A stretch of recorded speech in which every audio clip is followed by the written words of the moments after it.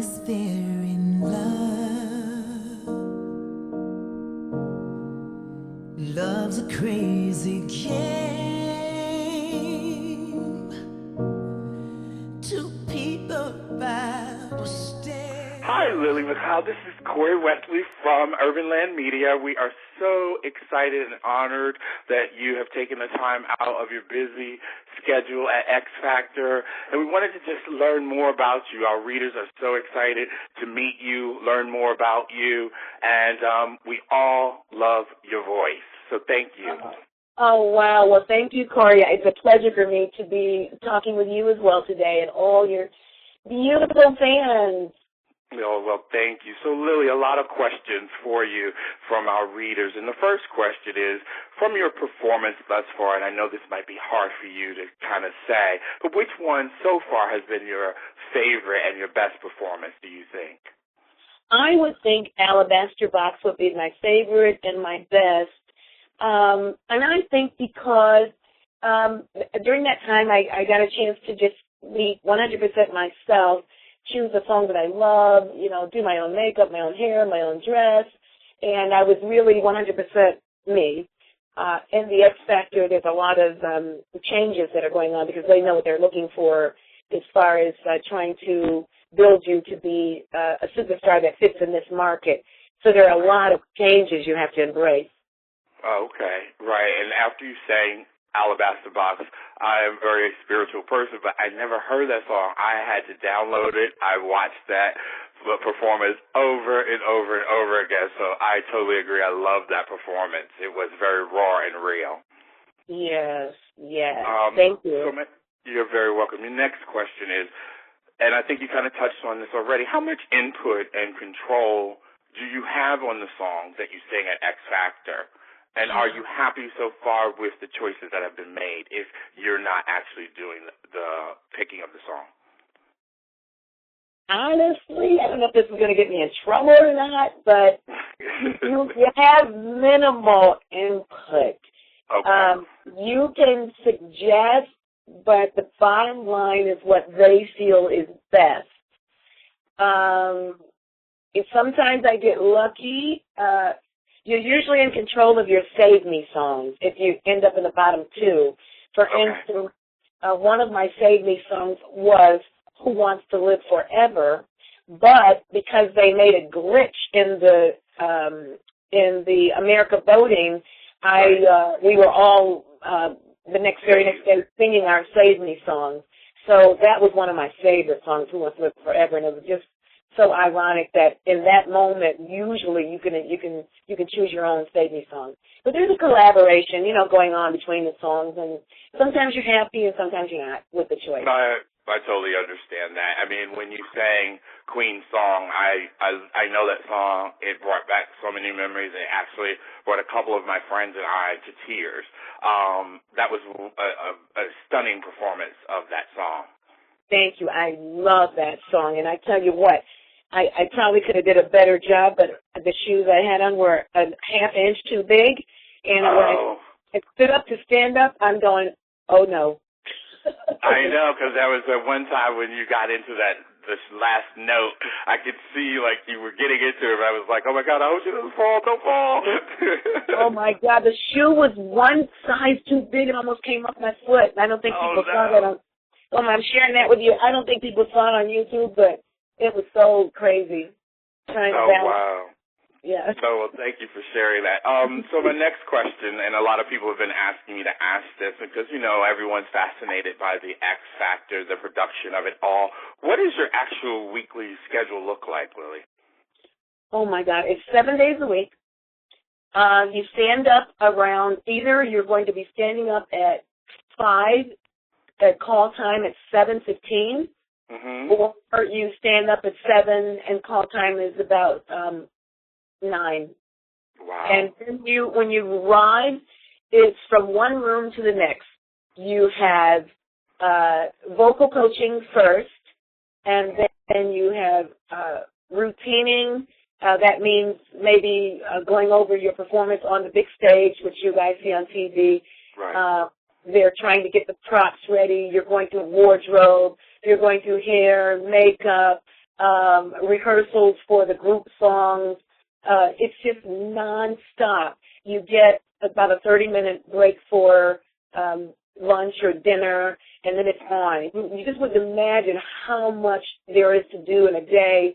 And it's a CBS studio, so the grounds are very large, and so you're traveling about the grounds all day to different rooms, and it's just insane. So how much practice? I'm sorry to interrupt you, but how much practice time, because there's so many contestants, how much rehearsal time do you have to practice on the big stage, the grand stage? Each contestant gets about 3 rounds of rehearsals, and then there's some quirks and problems. Sometimes they have to work out. So maybe anywhere from 20 to 30 minutes. Sometimes you have to come back. They're singing every day. You are singing every day. I went over to Jim Henson's studio, which was amazing. All the legends sang in the studio. We Are the World was recorded in the studio. And you actually sing in front of my mentor is Kelly Rowland, so I actually sing for her. So she's mentoring us and telling us what to do, what not to do, how do we make the song better. It's insane what you go through all day long. It's nonstop. Sounds like a very intense schedule, but it probably gets you prepares you for the real world as far as being a superstar, as we know that you're going to be. Being traveling and doing all that, it pretty much sets you up for that, I guess. I tell you, I don't agree with everything or the choices or the mentoring or the people coaching and all of this stuff, but you go through it, like you said, because it does set you up for the real world. If I think this is tough, I can't even imagine what it would be like if I stand in that position that I'm searching so hard to be in or fighting. Well, Lillie, let's not even say if. We already know you're going there. Right. You have one fan in me, so I'll be buying your album. Thank you. Well, I hope America votes. I mean, this is what's important.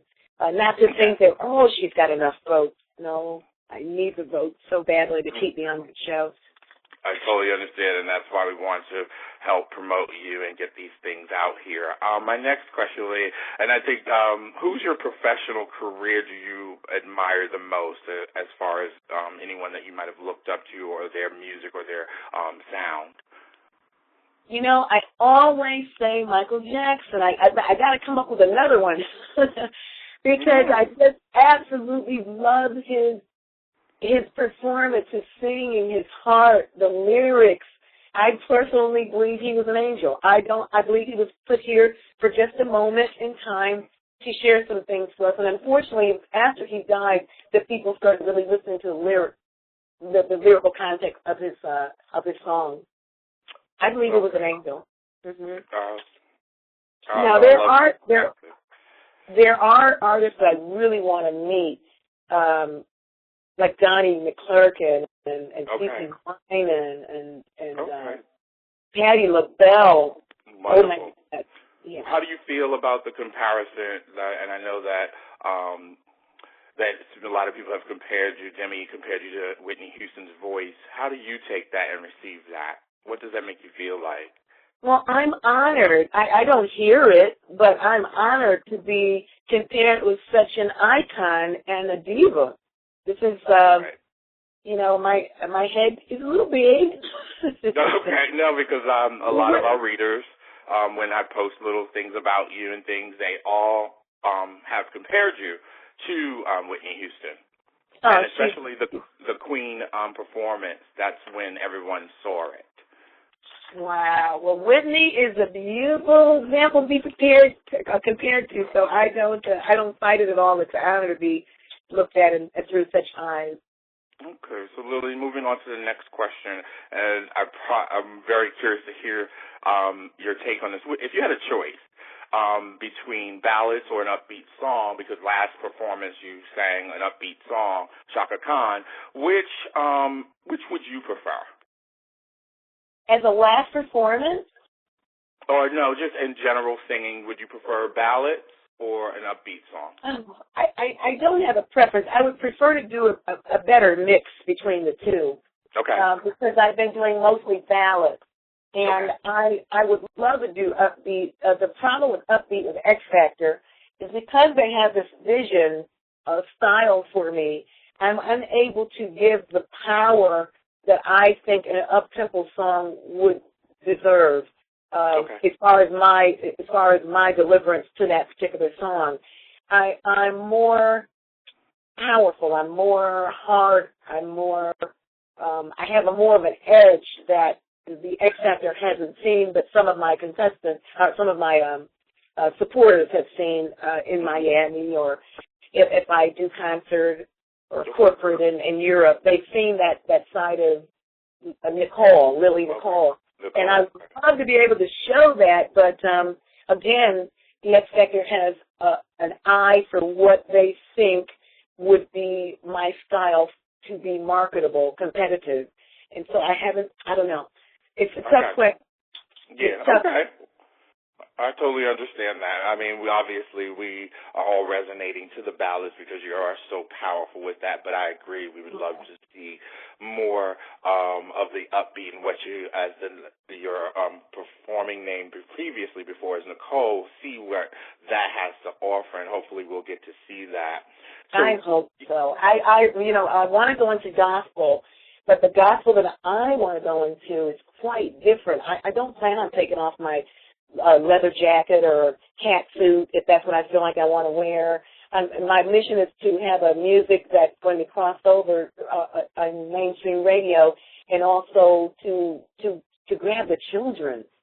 I totally understand that, because that's what they're gravitating to now, and I think that you can deliver a message in that where they will carry that and empower them to be, as you call them, the angels that they are meant to be. Yeah.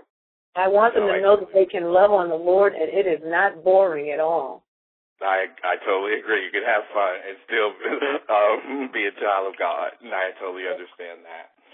My next question is, and this is a great lead into it. And, Simon, during one of the shows, said that you were, maybe the song choices obviously might be outdating you or dating you as a performer. What's your sentiments on that? Well, I think there's a difference between dated and classic. Okay, got it. And he didn't get that. I like that, the classic. Yeah, okay. Yeah, so I can only change so much and hope that he can feel me here. But a classic is a classic. And I actually like that better. That word makes more sense to me, because I didn't agree either. But the way now that you're presenting it as classic, I totally get it. I get it.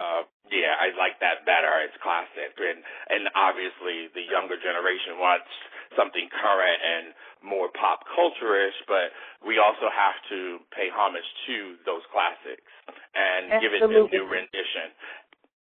And I tell you something. Actually, the America didn't agree with him.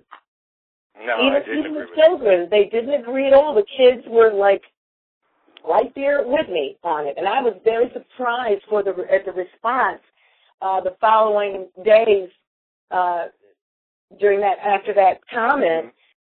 My supporters are very young, most of them, a lot of them, and they didn't see what he saw, and I thank God for that. No, because I really, truly, when going back to referencing the Queen performance, that's what inspired me. I actually wrote something about that, where you really took something that is classic, iconic, but we forgot about it, and you brought it and made it an actual relevant song again, where people, obviously with the day and age of Google, as you go and you find out more. And then Freddie Mercury, I was like, oh my God, I totally forgot about him. So you brought an icon back to being relevant. So I didn't agree with him based on that. Wow. Well, thank you for that. Oh, you're very welcome, sweetheart. I only have two more questions for you. Fame can be fleeting. And how are you going to ensure you keep moving on? And obviously we know you have a very spiritual grounding, and as you call your followers, angels. What are you going to do to move forward? What's your goals, I guess? Well, I see myself, of course, singing for thousands, millions abroad in Africa, all over the world. I'm just going to keep pressing towards that goal. Right at the moment, and it sounds a little, I don't know how it sounds actually, but I'm walking with the Lord. I really, truly am walking with Him. And I feel that I don't know where this merry-go-round is going to let me off, but wherever I get off, I know that's where I'm supposed to be. I know that. I think that I'm going to pursue acting. I had a couple of movie offers since I've been here. It's been in the back of my head for many years. So I will continue to pursue my music career to be able to get those gospel records out there and in turn also pursue my acting career. Wonderful. And Lillie, I have to say, I must, your first album or CD, please put Alabaster Box on it, please. Oh, I promise it's going to be one of the first records on there. Oh my God, I downloaded it. I was like, oh my God, I got to get that song. I just wish that, your Queen performance, I just wish that was downloadable. Are they going to make that, available or you don't know? I think it is on Shazam. You should be Okay, yeah. I'll go look that up. Yeah, I think they've made records of everything they've done so far. Okay, wonderful. And then my last question, I think you kind of touched on it, but if maybe you can just elaborate it some more for our listeners and readers. What would you like to be remembered for at the end of what we hope for, and obviously it will be, a long and fabulous career? I want to be remembered for love, that I really, truly, I swear to God, I love people, I love children, I love life. I just want to be remembered for love and teaching people that's the most important thing. It's like, forget the small stuff and just do something good for somebody. I don't care if it's picking up a piece of trash on the ground because you know the children are growing up in this world, visiting a sick child, giving the last dollar even though you know you can't afford it. Love, give, love. I want to be remembered like that. Wonderful. Well, Lillie McCloud, I am so honored. You have honestly inspired me. Every time I hear you sing, I go into a very spiritual but calming place. As you know, trying to follow your dreams can be a tackle, and that's something that I'm doing. And every time I watch you, you inspire me to keep going, believing in myself. You, as Kelly Rowland said, for all these years, you always wanted this dream to happen, and you didn't give up on that dream. And that's what actually inspires me. That's why I feel connected to your music, to you as a person. And I truly want much success for you. Thank you so much. You can't lose. If you don't stop, you'll get there. I just believe that. The only way that you can never reach your dream is if you quit, And the key word that I learned is going through. If you understand that you're going through it, then you will achieve what you want on the other side. You just cannot stop. And there are good times and bad times in the middle as you're going through your journey. It's up and down, but that's what it is. I mean, I can imagine what Jesus went through. It was, he went through it, and he came out victorious on the other end. And so this is the same. We're connected to that tree. This is the way it goes. Well, Lillie, I am, again, so honored. And UrbanLand Media readers and listeners, I want you to do me a favor. Tomorrow I need you to vote for Lillie McCloud. She needs our votes, so I need you to go ahead and support her. She's an angel,